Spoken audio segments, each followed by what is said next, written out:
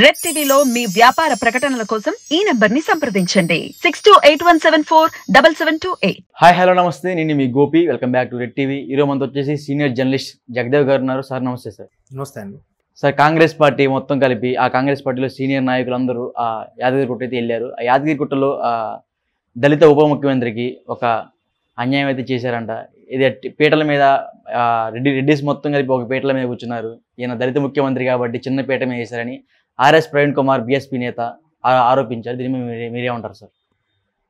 బురద చల్లాలంటే ఎప్పుడు దొరుకుతారా అని చూస్తూ ఉంటారు. అది సర్వసాధారణం. ఎలా అంటే ఇప్పుడు అక్కడ క్రతువు అయినప్పుడు కుర్చీలు ఉన్నాయి, లేదా ఫర్ ఎగ్జాంపుల్ గ్రూప్ ఫోటో ఉంటుంది. ఎప్పుడైనా మీరు అబ్జర్వ్ చేశారా? గ్రూప్ ఫోటో అయినప్పుడు ఏం చేస్తామంటే మాస్టర్లు అందరూ కూర్చున్నప్పుడు ఒక్కోసారి కొంతమంది కింద కూర్చుంటాం, ఒక్కోసారి పొడవుగుండలు వెనక్కి నిలబడండి అంటారు, ఇంకొంతమంది మోకాల మీద కూర్చుంటారు. అంటే ఉన్న స్పేస్లోనే దగ్గరగా ఫోటో అడ్జస్ట్ అవ్వడం కోసం చెప్తాను. అంత మాత్రం కింద కూర్చున్న వాళ్ళు పూర్ ఫెలోస్ అని, దళితులని, పైన నిలబడిన వాళ్ళందరూ అగ్రవర్ణాలని కాదు కదా. ఫోటోకి అట్లా అడ్జస్ట్ చేశారంతే. అంటే అది ఎగ్జాంపుల్ చెప్తున్నా. అలాగే ఇక్కడ చైర్స్ లేకున్నప్పుడు మరీ చిన్న పీట వేసుకుని కూర్చున్నారు. అక్కడ పూజా కార్యక్రమం కాబట్టి పీట మీద కూర్చొని చేయాలి, లేదా కింద కూర్చొని చేయాలి. అవును, సరే అక్కడ ఉన్న చిబ్బురు చైర్స్ కాబట్టి అప్పుడు ఇమీడియట్గా ఉన్నారేమో, కూర్చుని పోయారేమో. ఇప్పుడు ముఖ్యమంత్రి వెళ్ళి మీరు లేకండి, మీరు లేచి ముందు ఆయనకి సీట్ ఇవ్వండి, తర్వాత మీరు కూర్చోండి అని చెప్పలేడుగా. చెప్తే ఈ మంత్రి ఈగో హర్ట్ అవుతుంది. ఇటుపక్క మంత్రికి ఆవిడ లేడీ కదా, ఆవిడకి ఇచ్చేయండి అంటే ఆవిడకి ప్రాధాన్యత ఇస్తున్నాడు ఏంటి, అంటే మేము మంత్రులం కాదా, మేము కూర్చోకూడదా అని ఫీల్ అవుతారు. ఏమంటారు దానికి? ఎవ్వరే అంటే ఆ సిచ్యువేషన్ తగ్గట్టు అలా కూర్చున్నారేమో. దానికి ఏదో ఒక లీడ్ దొరకాలిగా, అంతే కదా. ఇప్పుడు మొన్న కేసీఆర్ గారు తుంటి ఎముక ఆపరేషన్ అయినప్పుడు యశోద హాస్పిటల్కి వెళ్ళారు. అక్కడే ట్రీట్మెంట్ చేయించుకున్నారు, వచ్చారు. ఎందుకంటే ఆయనకి ఫ్యామిలీ డాక్టర్ అక్కడే ఉన్నారు, ఆయనే చూస్తాడంటే అని చెప్పారు. దానికి కూడా ఒక పెద్ద ఆయన ఎంత బాగా మాట్లాడాడంటే, అరే కేసీఆర్ 10 ఏళ్ళు బంగారు తెలంగాణ అన్నాడు కదా ఆయన, మరి ఆయనకి బాగాలేకపోతే గవర్నమెంట్ హాస్పిటల్కి వెళ్ళకుండా ప్రైవేట్ హాస్పిటల్కి వెళ్ళాడేంటి అన్నాడు ఆయన. అంటే ఆయన ప్రభుత్వ హయాంలో ఆయన ఉండి కూడా ప్రైవేట్ హాస్పిటల్కి వెళ్ళడం ఏంటి అంటే, గవర్నమెంట్ హాస్పిటల్ నమ్మకం లేదా అంటే, లేదండి ఆయన పర్సనల్ డాక్టర్ అక్కడే ఉన్నాడట కదా, తప్పే ఉందంటే.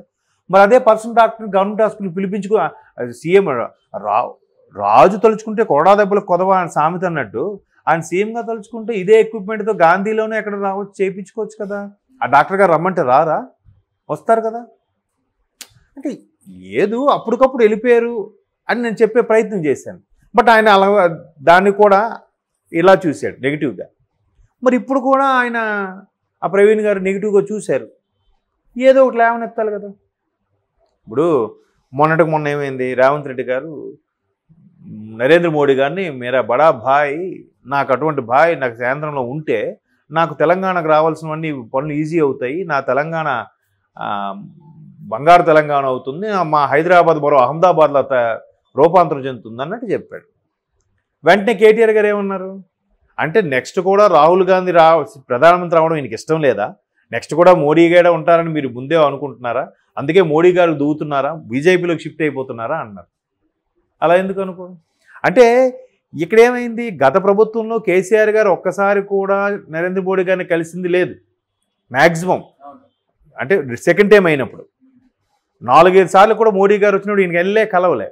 దాన్ని ఎక్కడ వేలెత్తి చూపిస్తారో అని చెప్పి ముందే ఈయన ఈ విధంగా కౌంటర్ వేసాడని నేను అనుకున్నాను.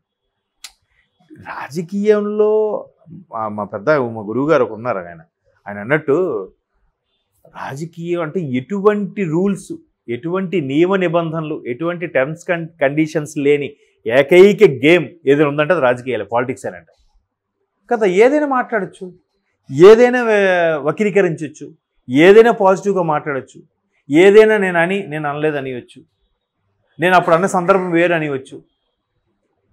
అవును, ఏదైనా కదా. కాబట్టి ఆ కరెక్ట్గా దొరికారు దళితులు. ఇప్పుడు ఉప ముఖ్యమంత్రి ఇచ్చారుగా.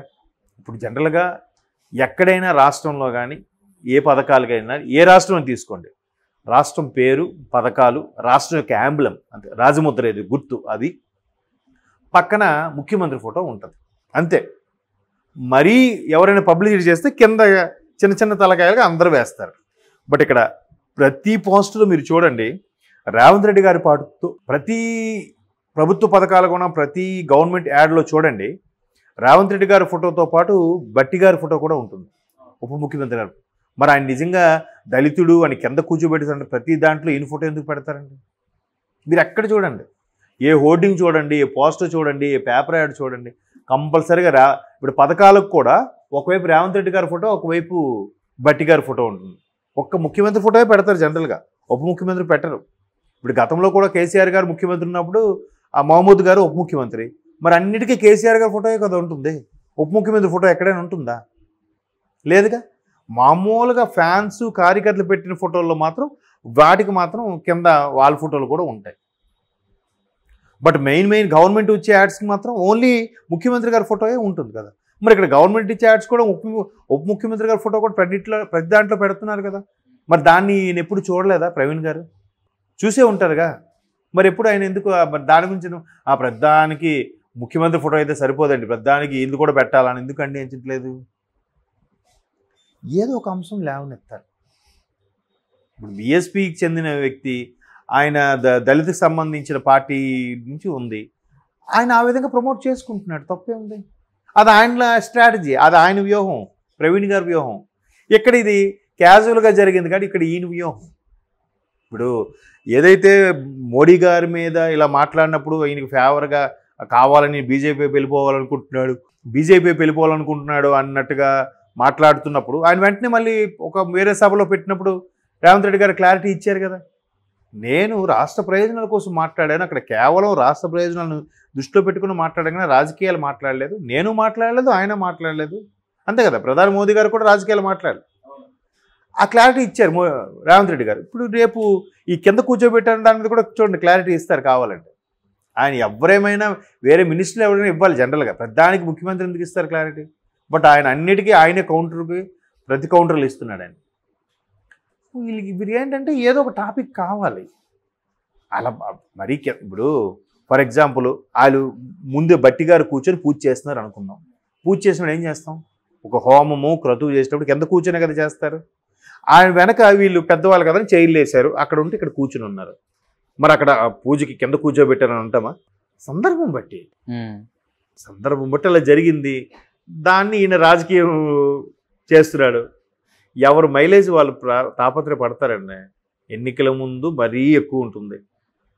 అమ్మ దీన్ని చేస్తే ఆడికి మైలేజ్ వెళ్ళిపోతుంది, మనకు మైలేజ్ కావాలి, దీన్ని మనం ఎలా చేయాలి, ఇదే ఆలోచన ఉంటుంది. ఇదే వ్యూహాలకి ప్రతి వ్యూహాలు. ఎవరు ఏ ప్రత్యర్థి ఏ ప్రతిపక్షం ఎవరు ఎలా కౌంటర్ వేస్తారో దానికి ప్రతి కౌంటర్గా ఆన్సర్లు. వాళ్ళు నిజంగా అందరికన్నా మేధావులు రాజకీయ నాయకులు నా అభిప్రాయం, ఐఏఎస్ ఆఫీసర్ల కన్నాను, అంతే కదా.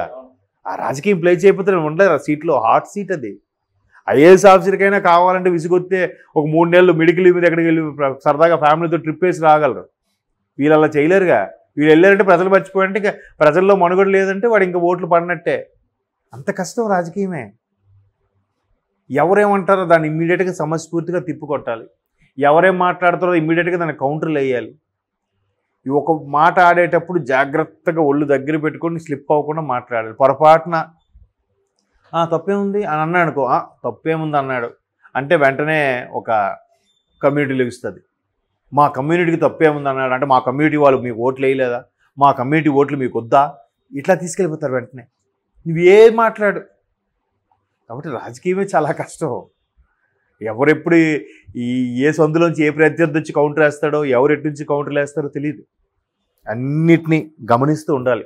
ఒళ్ళంతా కళ్ళు చేసుకొని గమనించాలి. ఎవరేం మాట్లాడతారో చూడాలి. రెగ్యులర్ న్యూస్ అప్డేట్ మీద కూడా ఫాలో అవుతుండాలి. ప్రజా సమస్యలే చూస్తారా, ఈ పేపర్లే చూస్తారా, రెగ్యులర్గా ఎవరేం మాట్లాడుతున్నా దానికి ప్రతి కౌంటర్ ఇస్తారా చెప్పండి. సో కాబట్టి ప్రవీణ్ గారు అలా అన్నారు. దానికి నాకు తెలిసి 1 or 2 డేస్లో రేవంత్ రెడ్డి గారు కూడా మాకు క్లారిటీ ఇచ్చేస్తారు, చూస్తూ ఉండండి.